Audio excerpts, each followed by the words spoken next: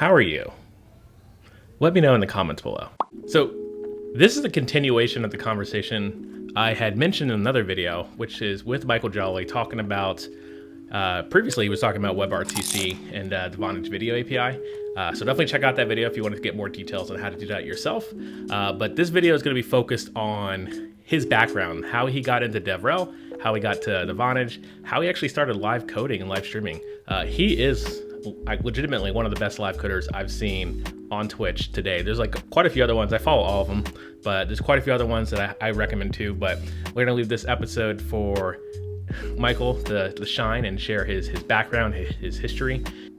So I want to do a good job of like helping people on this channel and encouraging them to get into engineering, get them into developer relations. So that's what I'm trying to do here. So in the conversation with Michael, that's sort of the questions I'm asking him. Asking him his background, how he got into what he's doing. He kind of unearths a lot of really secret tips of how he makes his stream super engaging as well. So if you're live coding or you're live streaming or you're looking to get into it, he is definitely someone that you should follow, but also follow me. I live stream every Tuesday and Friday on Twitch, so definitely check me out, link in the description below. And without further ado, this is Michael Jolley, BaldBeardedBuilder. Very cool. Yeah, and I'm looking forward to, so I've been stalking your channel for a while. I think you're one of the first, outside of Jason Linksdorf. So Jason, he introed me into Twitch streaming because I guested on his channel. So then I was like, oh, I can do that. And then like, you're probably one of the first streams I watched outside of his stream and sort of started splintering off and figuring out there's a web, a sort of there's a bunch of them. Underbelly of live coders that exist. Yeah. And believe it or not, they're not all bald and bearded like me and Jason. Exactly. Yeah. Yeah, I'm getting there. I wear a hat most of the stream, but yeah. One of us. Just give me a couple years. Did we do that on the stream today? Say what? Should we do that on the stream today? Do what? Just cut it off. Cut it off? Become one of us. Come on, yeah. Brian. Come to the dark side. Once every 6 months, I do shave it all off. I was one of the kids that thought it was cool to have a bald head, like Michael Jordan, because like when he started losing his hair, he went full bald, and I was like, I want to be like Michael Jordan. So like most of my elementary school years, I was bald on demand. Yeah, I could bring it back. You know, it's only takes about 30 minutes. I'm gonna say that's why I do it, because it's cool. Because it's cool. That's the only reason. Excellent. And I see a couple of familiar faces in the chat. I mean, this is my stream. I say that because normally when I have guests, I'm on the GitHub stream. So I'm like in GitHub mode right now. But I was going to mention AJ talking about me being famous. I don't need guests anymore. I'm not there yet. So thank you everybody who's followed, and thanks for that Prime subscribe to you as well, AJ. And Quantastic. I call you AJ because you're my coworker. But yeah, welcome in the chat. All right, so I think we did intros. I guess we can switch over to code. I stream about 90 minutes, 90 minutes to like 2 hours. And I know you stream longer, so I was actually curious of if you could give me some inside baseball tips as we sort of walk through a bit of this streaming, because let's do it. Yeah, because honestly, I've been in your sub chat before streams a couple times, but I love picking people's brains for streaming, because like it's new to me, it's new to a lot of folks here. So like, what's the benefit for having a longer stream? So the benefit for a streamer to have a longer stream is probably tied to viewership. Yeah. I don't know if you've noticed with your streams, but if you look at the analytics post stream, a lot of times you don't even hit, this is a bad word for it, but critical mass for an hour. People kind of trickle in, and when you usually around that 1 hour mark, you can get a ballpark of where you're going to hit your average viewers for the stream. But going an hour and a half, a lot of times, you're just kind of hitting that and then saying, thanks for coming, see you later. That's usually what happens. I usually hit the peak of my viewership, and then I go have pizza. That's what it is. So you almost like, if you were trying to be like an affiliate or a partner, for sure, you're going to want a longer stream, because they're doing it based on average viewers. So if the most of your people don't get there until 30 minutes before you end, your average is going to be a lot lower. So if you can go another hour beyond that, then that's going to elevate. And the longer you can go and kind of maintain, you'll hopefully pick up some raids. And that's the benefit. Yeah, and I appreciate your raids too. I haven't publicly said it to your face, but I'm saying to your face now. Appreciate the raids.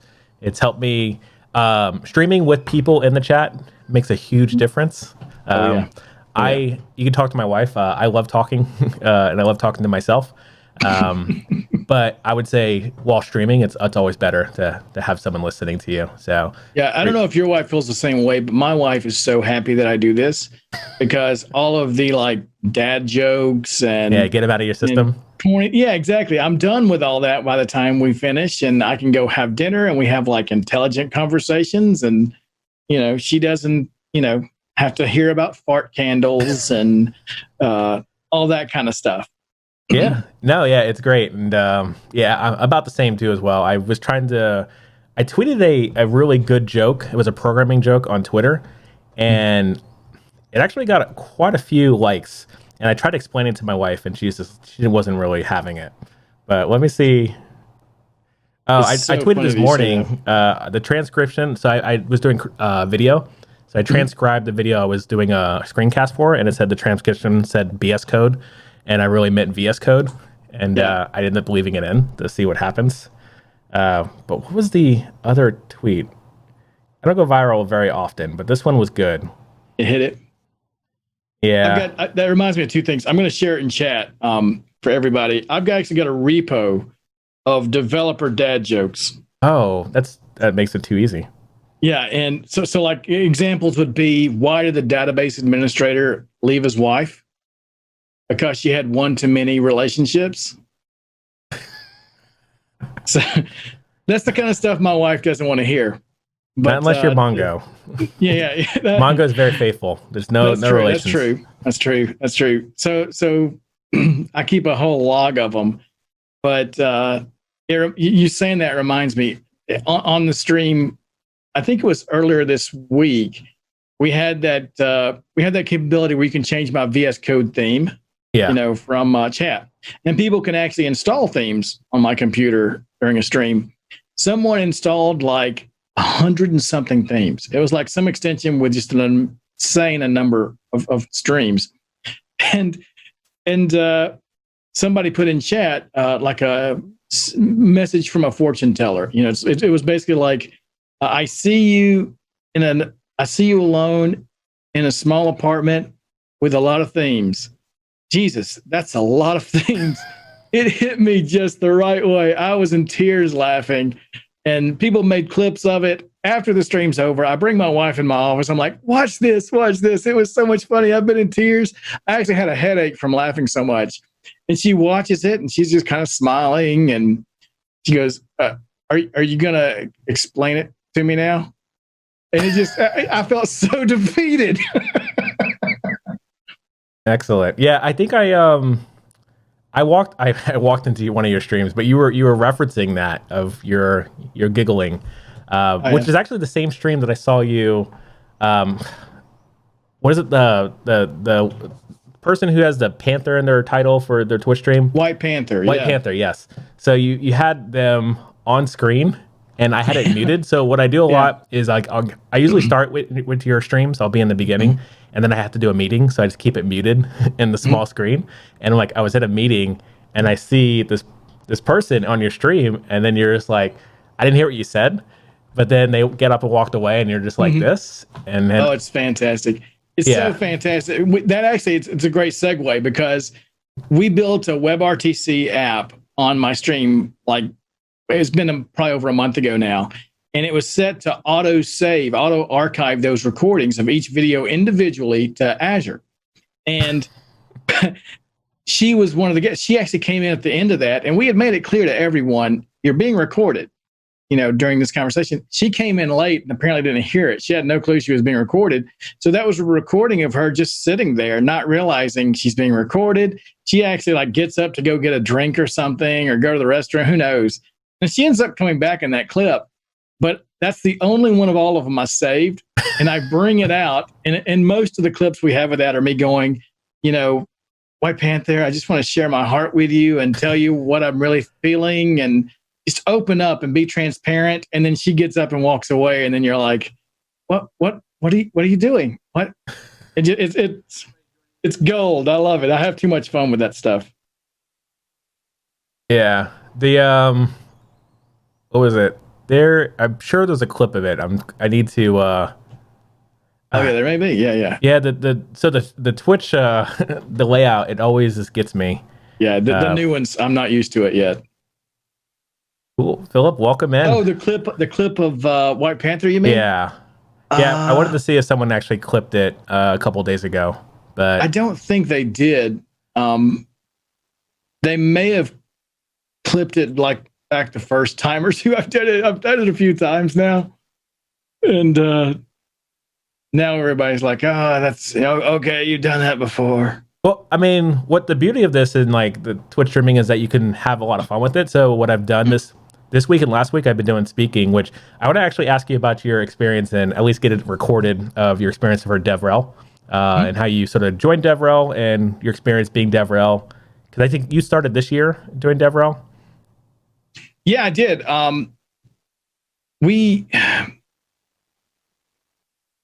Just last October, I actually started out streaming first. I was watching streams like C# Fritz and Clarkio, Brian Clark, and who's I guess he just ended his stream. Just ended, yeah. I was hosting him, I guess. I had a lot of fun. Not only, I would say, like most of my development career, I spent like 20 years in .NET world and Angular. Yeah. And I never got involved in the developer community at all. Didn't go to meetups. Didn't really know there were meetups for most of that. But wait, for 20 years, you never attended a local meetup? Nope. Wow. Not at all. You're the dark matter 20. Developer. Yeah, no, yeah. I mean, I was in my own little world of .NET and towards the end there, Angular. And really, I didn't know about meetups until I probably started watching Jeff and Brian. And when they would bring them up, for a while there, Jeff would, when he was traveling to speak at different meetups, he would live stream that meetup on Twitch. And that's where I was first kind of exposed to it. But watching their communities, and of course their Discords and everything else, it was just so welcoming and positive that I was like, oh man, it's like a drug. You got to get more of that. I need more people like, it is that one of us. Yeah. You feel like you belong finally. My dumb jokes matter to somebody. And so was involved in their communities for several months and thought, you know what, this is fantastic. I want to give it a go. So I started streaming really middle to end of last February. And within just like a month it's not like, it wasn't like huge numbers. It was just like people who were very kind and were sending me messages like, hey, I appreciate that stream on Docker. It made something that seemed like so out of reach, approachable, And I realized that over all the years of developing software, I always love when I launch something, right? When you know that some company X is using your product and it's helping them ship stuff better or whatever. You're like, yes, we did it. But the joy I found there, I mean, I know that whatever I wrote is going to be replaced in 5 to 10 years. But yeah, the joy I got from that person saying, I helped them in some way, like blew that out of the water. And it wasn't until around that time that I even learned like developer advocacy was a thing. Yeah. And I had some friends who were watching the stream, specifically like Bobby Johnson with Auth0, Brandon Satram, who was a developer advocate at Particle, the IoT devices. And they had just both reached out to me and like, have you ever thought about doing developer advocacy? Because, you're basically doing it now without calling it that. Yeah. And that's when I found out about it and then started down that path of becoming one. and I got some feedback from companies like Auth0 and others that were like, hey, yeah, absolutely. Everything looks golden. You might want to get some talks under your belt and actually get in the community outside of Twitch. So when did you start doing talks? So my first talk was probably August or September of last year at a GDG event in Auburn, I think it was Auburn, Alabama. And then, matter of fact, I just started submitting CFPs for everything. If it had a .NET flavor, a Docker flavor, or a JavaScript flavor, here you go. It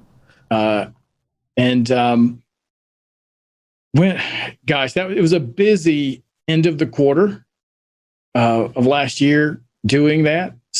Last 2 quarters of last year, spent a lot of time giving talks, just mainly to build up my resume. Yeah. And then, hooked up with the folks at Vonage. They were, digging what I was doing.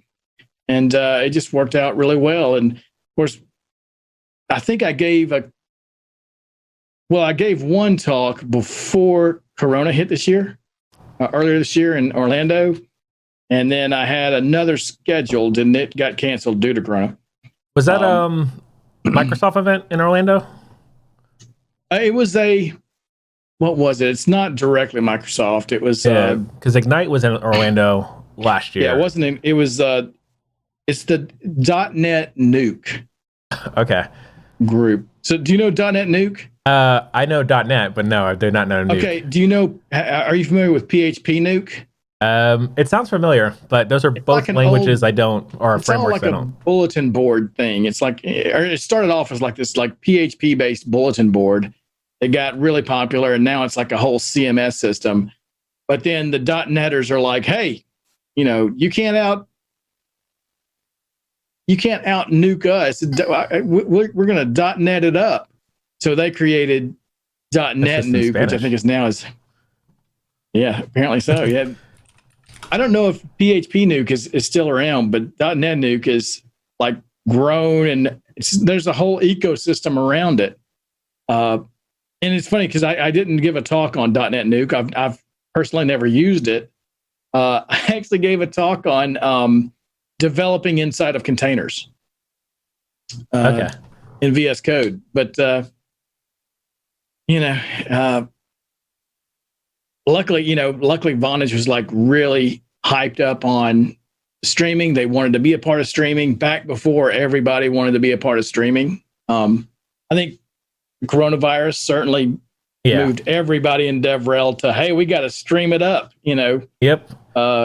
Stream, you stream, we all stream, I mean, it makes a lot of sense. And like what I do is like I have set times I show up, and it's real. I originally started streaming in January because I just wanted to work on my side project, which was open source. And I figured if I can just schedule time to do it every day, or sorry, a couple times a week, then I would actually ship code during that day. And might as well have an excuse of I'm going to work on this, but also share it. So it's like my job. It's open source. And then it's sort of now I just do it as my job at this point. Yeah, and that's exactly I was giving talks, but I mean at this point they're like, you know what, we would rather you not travel a whole lot and give talks. Yeah, because from their point of view, it's like if I go to a conference. If I give a talk there, how many do I reach? Is there like 100, 200, 300 people in the crowd? Yeah. How many of those people do I actually have like a personal kind of connection with or relationship with after the talk? They're like, okay, so maybe you're really good and 10 people have a connection with you and want to be more involved in our community. Or we can leave you at home and you can reach, 2 or 3 times that amount of people 3 times a week, and the connections are a lot more deep. One of the things I think I saw Chris Jones in chat a minute ago. Yeah, Chris, I use Chris as an example a lot of times as to one of my drivers for wanting to do this. Last Christmas, a little before Christmas, Chris. Sorry, I'm going to dox you, Chris. But Chris came into chat during one of our streams and was like, "Hey, everybody, I can't stick around and watch. My wife and I are having a baby. We're at the hospital. His name is Oscar. Here are his dimensions and all that kind of stuff." And we're, of course, everybody's like, congratulations, that's great, awesome, way to go.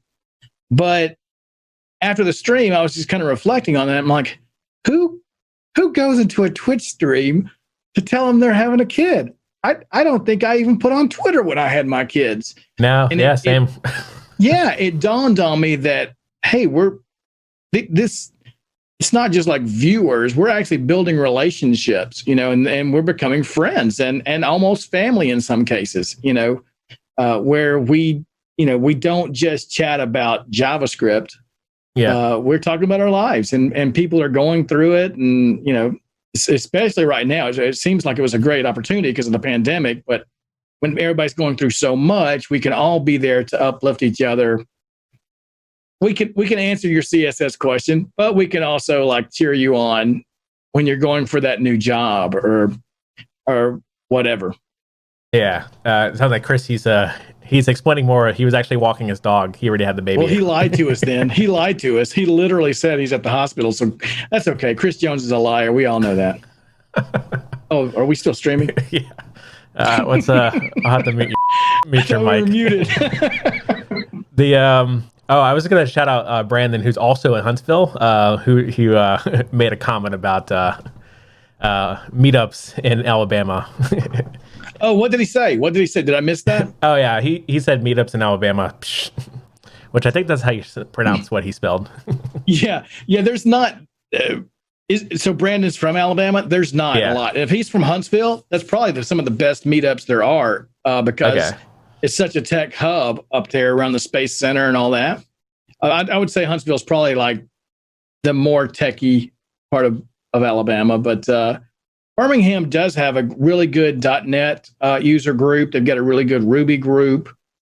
So since getting involved in that in streaming, I've also gotten involved in those groups. And, Yeah, but what's interesting is so I started a meetup group, and I did for this event was when I sort of created the meetup group for of trying to because I already stream every week at the same time. So if I'm going to have a guest on, this is basically like a meetup where folks are here. Sean actually mentioned that you don't have after drinks. Also, Rambling Geek, thanks for the raid too as well that came through, and actually quite a few of you followed too as well. So thanks for the follows.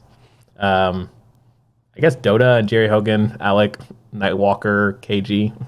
I think I got all of them, but yeah, appreciate the follows.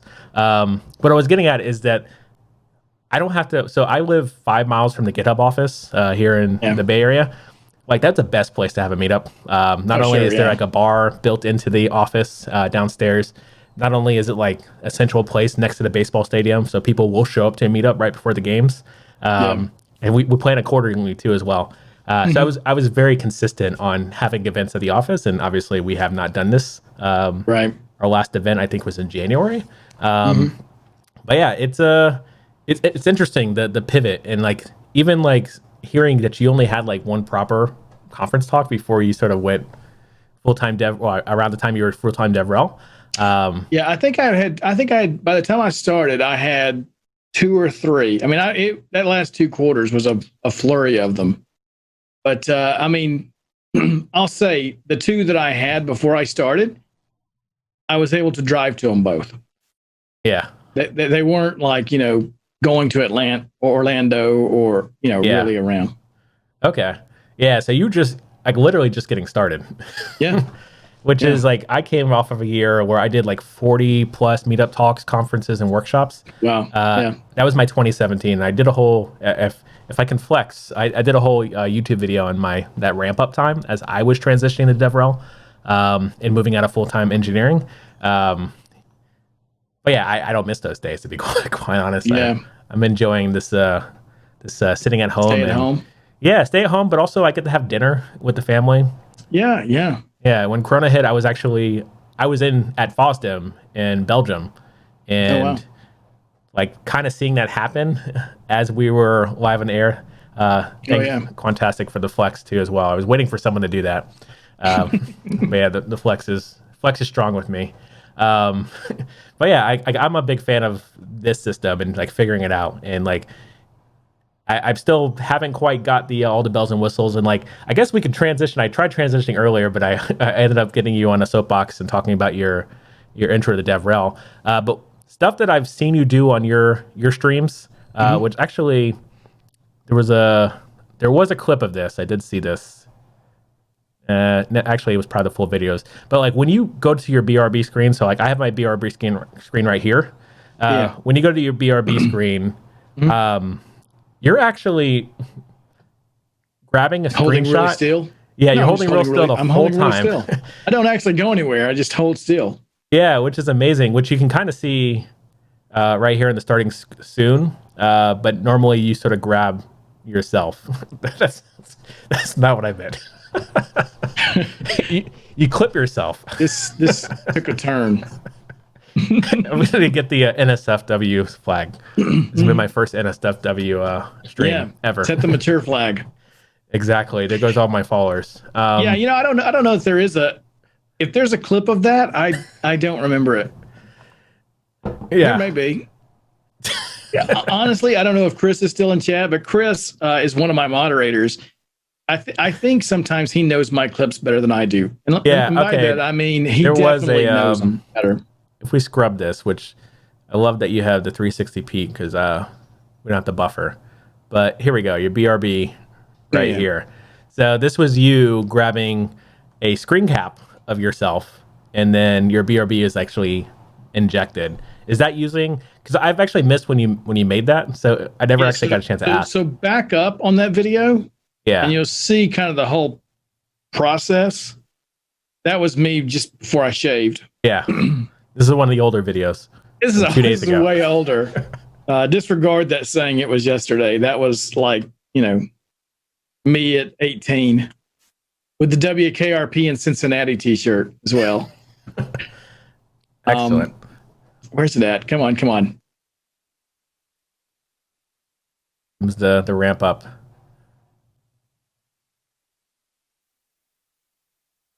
Oh, I feel it coming. I guess we could unmute so I can hear you.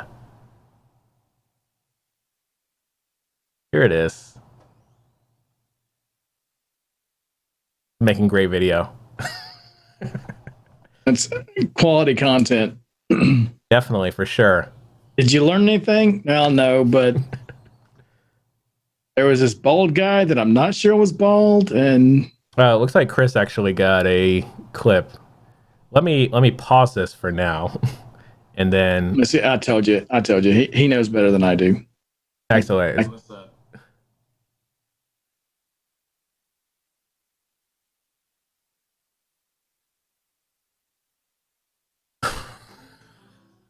Well, that's where we were smelling the art candle. Yeah. Excellent. Just happened to catch it at the right time. So yeah, that actually takes it plays a video that is just a white flash to make it look like a camera caught it. It switches to a scene that freezes the image of the scene at that time. And then it switches to another scene that takes that frozen scene and transitions the position of it a little bit. Gotcha. To make it give that move effect, and kind of moves it kind of just diagonal. So you have 3 scenes that play. I have 4 or 5 scenes that make that one effect. That is amazing. The last effect is where it just kind of holds at the end. Yeah. And they all build on each other. So there was the flash. Oh no, that was before the flash. But it's about 5 scenes that kind of line up, and one moves, one freezes, and then finally you get to the end where it's just kind of in place and stuck there. Yeah, there it goes. There's another one. Yeah. Yeah, that super impressed. And you and Clarkio are both people that I watch. Actually, Fritz too as well. Like I just watch just to take notes. Now I don't actually do anything with those notes. I sort of ride on the beat of my own drum. I feel really productive about it. No, I mean, in the days, the reason why I stream too as well, because it's actually focus time where I actually can write some code. because like weekend coding that's a thing of the past for me. I used to spend a lot of weekends like trying a bunch of stuff out, and now I just convince my manager that I'm just doing real work by working on Twitch streams. So all the work that I do for the stream, even the layout that you see here, I did like an hour before, even with the nice enter font text, which I'm really liking this font. I stole it from, I forgot who I stole it from. It was somebody's website. But what I'm getting at is all this is like on the clock work. And so if I have to learn how to do multi scenes and capturing, it's going to have to be while you're doing it on stream and me watching while in a meeting. So that's where most of my notes taking happens. So we didn't do that on stream. I do it afterwards. Okay. Vonage considers that part of what I do. So, I mean, I can spend some time doing that. But I can send you some links to some ideas of ways to do little effects and stuff. There's a lot out there. And a lot of times it's just sitting there playing with it. Yeah. And hey, can I?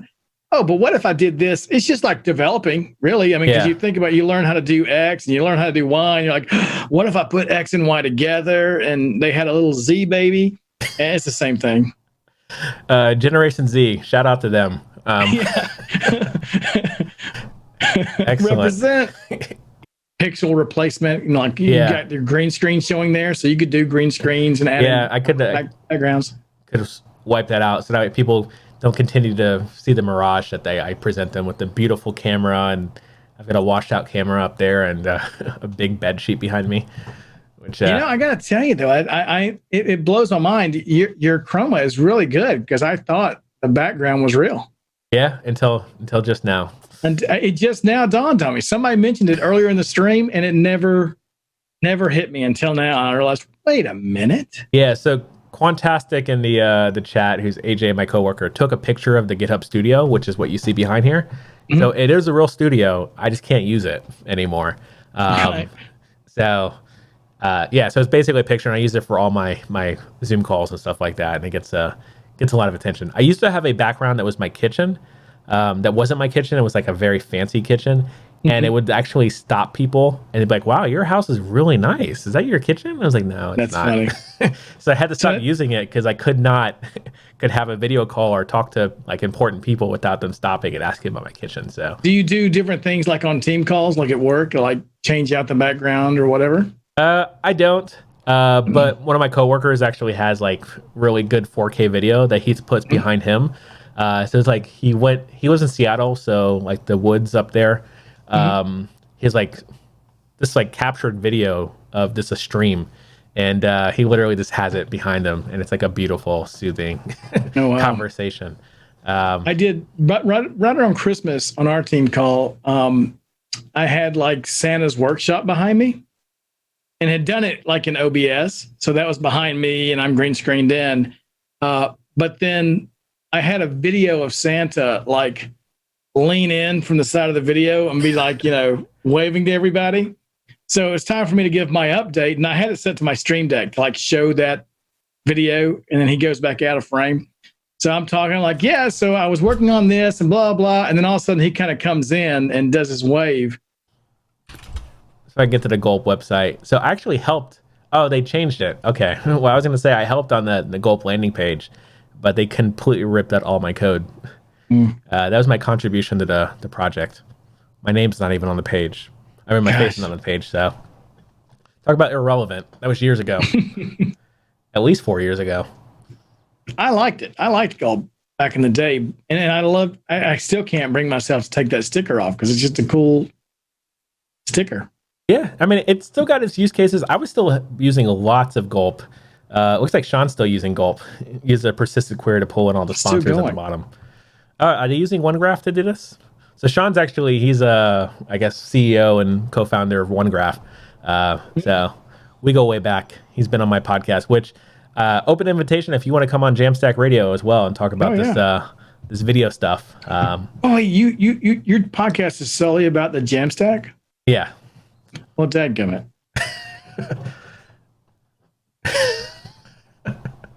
That ruins my plans. Like, I have been planning a podcast around the Jamstack for a couple of months, okay? Oh, really? And honestly, the name of it was going to be Slow Jam the Stack. Oh, I mean, this is an opportunity. And basically like a playoff, what we do on the stream, with Johnny Fever and Slow Jamming the Code, so it'd be like, let's slow jam the stack, basically I could come all in like this, and be like, hey, we ain't going to mutate that state, baby. That's right. And then I could, I'm live on the air and I have a question for the Slow Jam the Stack. Yeah, gosh. Yeah, absolutely. Anytime, reach out to me. I'm up for it. I love the Jamstack. I use Gridsome for my personal website. I'm in the middle of redoing it right now. Okay, yeah, we had CodeGram on talking about Gridsome, which I think maybe that podcast hasn't come out yet. Okay, it's coming out soon. But we had CodeGram on. CodeGram, they contributed to Gridsome pretty heavily, and they built for GitHub. This is a Gridsome app. So this GitHub hackathon, we actually had them help out with this, which I think is public. We had a blog post and stuff like that go out. So yeah, I guess I could talk about it. But yeah, this was amazing to actually make this work. So this is actually powered by the GitHub repo, and we pipe it in through JSON using the Vuex like and all that sources stuff. Or whatever. Yeah. So that's cool. I like it. I like it a lot. It's been nice. I've been working on integrating it with Stripe. Nice. And I'm 90% there. But after I got like that far, I realized, hey, how about postage? So now I'm in the process of also integrating it with, I think it's Easypost. Easypost. I've heard of that. Yeah, they do like postage, and they have like an API that you can integrate, and people can choose their, you can say what shipping you're willing to do, and they'll automatically like let you build that into your app where somebody can say, I'm at this zip code or this country. It has the shipping built in, the tracking built in. And it integrates with these all these manufacturers of swag. Yeah. Well, at least Sticker Mule is one of them. I'm not sure of these other ones. Teespring is a swag. Oh, there we go. Yeah. So this is I'm glad you brought this up because I got a swag shop, which it sounds like I'm flexing right now, but I'm not. But I built this using Stripe, and what I don't talk about it all the time because I don't want to ship stickers, which is why there's a price tag on stickers, because it requires me to get stamps and post office and PO boxes, and I'm not there yet in that process. So I've already got a post office. I'm using Teespring for my t-shirts right now, but I've got a vendor I'm working with to just get them and just have them produced and do them myself and just have them here. Excellent. But before I do it, I've got to have Easypost because it's too hard, like especially with stickers. Yeah. To like, if someone overseas orders that, you're kind of, it can be more expensive to ship it than it is for the sticker. Yeah. Thanks for the follow, Lucky Number 11 too as well, and coming through and saying hello, and AJ for the flex too as well, because I was just completing my flex journey. Showing off. Yeah. That the undefined is, I would say it's actually not intentional. But the API that powers my Slack integration, or not my Slack, this is not Slack. Where am I? Twitch integration. It actually does GitHub. It is GitHub. Insert. But yeah. Anyway, what I'm getting at is I did flub on the variable, but I left it there because I think it's hilarious that it's undefined. So yeah, not intentional, but I talk about JavaScript around. So what I need is another integration or chat alert that says nan. Yeah, we did that. It was a bug. Like of all the things you want to alert and get right, I feel like donations is probably like one of the top. Yeah. And if you followed, your name came through fine. If you subbed, your name came through fine. Raid, name came through fine. Donations would come up with like undefined, just, made a donation, or I think it actually says like, you're the goat, like, name, you're the goat. But it would just always said undefined. You're the goat. You're undefined goat. Yeah. Honestly, with live coding, I think it's That's why I left in the undefined, because I think it's hilarious that I messed up so bad that it just continues to be undefined and I'm flexing at the same time. So it's it's too good. But yeah, in progress. Also, part of the reason why I have that integration, I actually went and copied and pasted some code from your bots to make that work. I like that you said it plural. Yeah, because you've got a couple of them. I've got so many. Yeah. Yeah, which is like, I think for live coding, is that the thing you do when you first start live coding? Is I describe it as it's like a Jedi making his lightsaber. It's like, to become a Jedi, you have to make your lightsaber. Yeah. It's like, as a live coding streamer, the first thing you do is build your bot. Yes. I highly recommend that. Build your bot, and then you're one of us. Yeah. And then you apply to be a live coder. Not until then.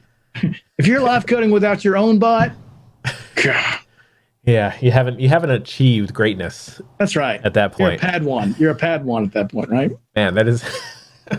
Man, I am giggling a lot today, and but welcome to Gatekeeper's stream. Yes, we are here. We are creating that ceiling for you. That's right. Yeah. That glass ceiling that's just. Yeah. It's just slightly. It's high enough that you need to get your Rust powered JavaScript compiler. Welcome, noobs. Excellent. If anybody just walked into this, we're definitely, all my code is open source. Michael's code's open source, so definitely check out actually, your GitHub's not even BaldBeardedBuilder. Do you have an organization? No. Well, yeah, I do. Yeah, we just got it this past week, and I was so stoked because so my personal is like Michael Jolley, but the it's called Builders Club. Builders Club, that's what it was. Yeah, because I don't want to require you to be bald and bearded. You can if you want. You live your best life. You're a strong, independent developer, and you make your own decisions, and you don't need me telling you how to live. GitHub. You forgot the other GitHub. GitHub. Yeah. And I guess I can turn off the GitHub bar too, so you don't see our new features that we're shipping. And I'm so stoked. Like just this week, we got approved for the sponsor button. Yes. Because one of the things we do is donate, like, so of course the things on stream, we donate to Backpack Buddies, like to feed kids who don't know where the next meal is coming from. But behind the scenes, a lot of stuff that we do is people who are, underprivileged or underrepresented, probably is the best word. Yeah. We sponsored them to go to conferences or sponsor like Pluralsight memberships, that sort of thing. So I was so stoked that now we can kind of talk about that a little more and hopefully expand that reach. Oh, nice. Yeah. Yeah, I love this. I love the cross collaboration of your stream, your community, GitHub sponsors, because like a lot of your code, well, it lives on GitHub, I assume. I don't know if you got all of it does, a GitLab account or anything. I wouldn't like be on your stream if it wasn't. I wouldn't be up here, talking about Tortoise SVN. Okay, good. I appreciate it. I'll be on that Tortoise SVN stream. Awesome. I've extended my contract at GitHub now, that getting you to say that out loud. We're gonna clip it now and play it at GitHub Universe. Yeah, that's perfect. We convinced them to switch to be one of us. You're going to show that, and they're going to be like, "That's okay. We'd rather people not know." Yeah, and so like one of the things, a bit of inside baseball, which again, I don't like baseball, but I actually built a GitHub Twitch integration, sort of hand wavy. Did that on stream, which is called Get Twitch. And my intention is, because I don't know if you have any GitHub integrations into your Twitch. I was like hard to find, and I've done a really good job at the README too as well. But it basically it's a webhook that embeds into my OBS, and I am, whenever someone stars a repo, it should show up on screen. I don't have it running right now. So that's nice. Don't feel like you need to do that, but don't hit the button yet. Yeah. But I bring this up because I'm telling it to you because you could probably do a better job at this. Because I don't find a lot of, even like live coders, there's not a lot of integration into GitHub. And I always have to sort of jump around to try to figure this out. So we did do it in one of the many bots we wrote. I think it was called IO. and it did a lot of integration with it. I don't think it's under Builders Club. It's probably still on my personal. Under Michael Jolley. Under Michael Jolley. That repository is so old. But when we were working on tasks, we wanted to be able to say, chat or maybe moderators be able to say exclamation repo space, whatever the name of the repo is. Yeah. And then like record that in our show notes and that sort of, there it is. Yeah. Our IO. We wanted to be able to show that stuff and be able to have people do like exclamation issue. Yeah. Yada, yada, yada. And then it go create an issue for us or that kind of stuff. And I don't think we ever used it like really heavily, but it worked. A matter of fact, I think Chris Jones, who was in chat, I think he wrote a chunk of that. Yeah, let's enhance. Neil Patrick Harris is yeah, he's heavy into this bot. It seems like he's huge on Twitch. He's also an influencer too, as well, which I'm a big fan of influencers jumping from TikTok and Instagram and starting the right code. Yeah. So I think probably one of the best place to look at contributors is down. Chris Jones would be like the waterfall looking there, but we do the all contributors. Oh, nice. Yeah. So that's like everybody that has contributed, whether it's just code or just ideas or bug reports or testing. But yeah, a lot of folks worked on that one. Nice. There's Clarkio down there, Brian Clark. Yep, yeah. Big fan of his work and his stream. Microsoft employee, which I didn't even know that. I knew of him as a streamer before I knew he worked at Microsoft. Oh, really? Yeah. He's a developer advocate. Yes.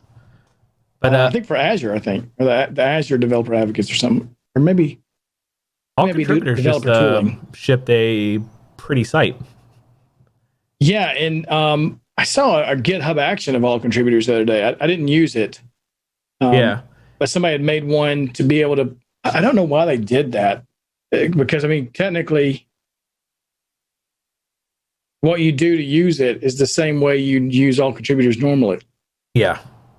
Yeah, and it's so with actions so all contributors built on top of Probot, which is more inside baseball. But Probot being the sort of tool to build GitHub integrations the original way that inspired things like actions. So actions is like, I'm gonna do a video on this eventually, but integrations, like all contributors as a bot, it's like if you want to use that and let it do as much as you want. But actions is that you want like a nice slither or like a code pen-esque of something to do. Yeah.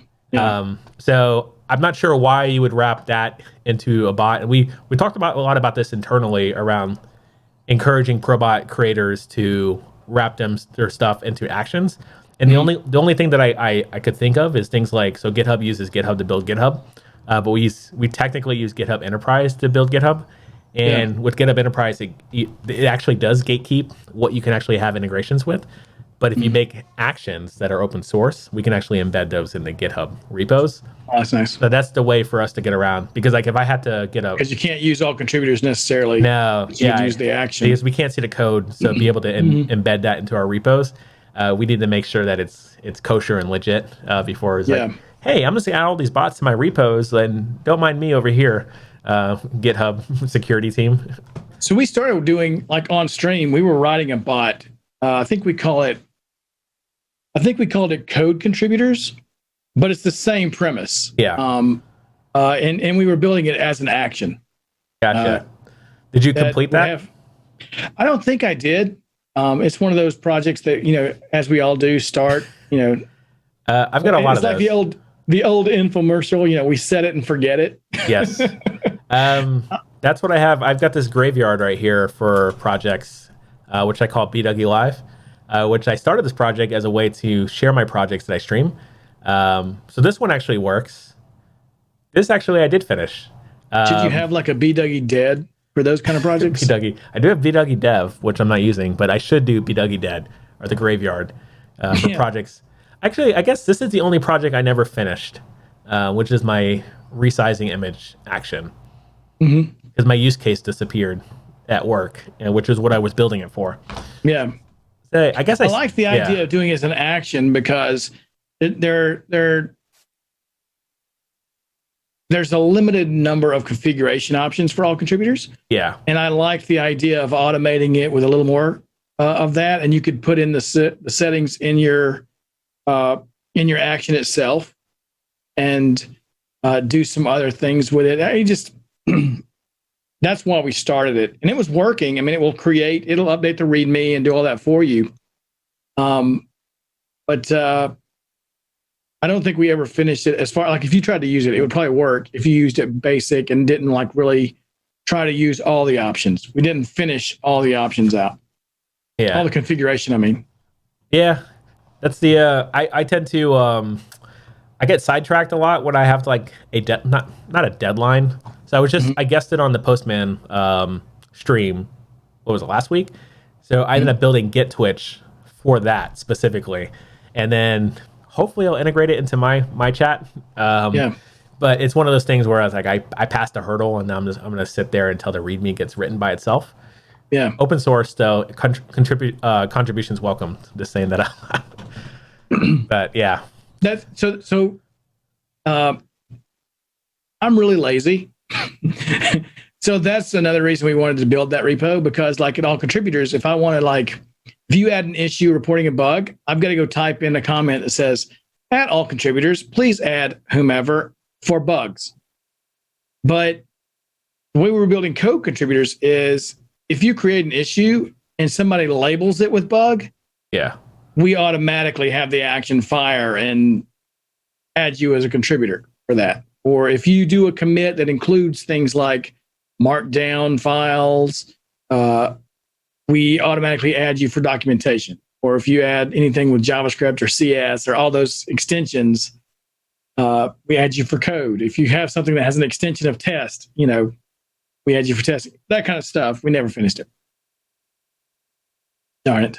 Good times. Well, you saying it out loud, you now have you've recognized the issue.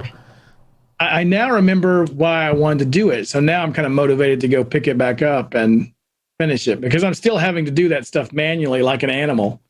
And I'd like to automate that. Yes. I'm glad I can get you to the path of realization too as well. Like the whatever that Twitch doctor that talks to all the other streamers. I'm glad I can be that for you. Yeah. Very illuminating. Excellent. So I'm going to go ahead and say goodbye. I'm going to go to BRB screen. I don't have like a jingle. If people don't want to find you. Be Dougie, check him out. Hit that follow button. I'm going to hit the clip button for that. I'm going to actually clip that and put it into my soundboard, which I failed. You can do it, but I'm going to, send you a DMCA, I'm going to letter. I'll have to put the voice changer on so that way it doesn't pick up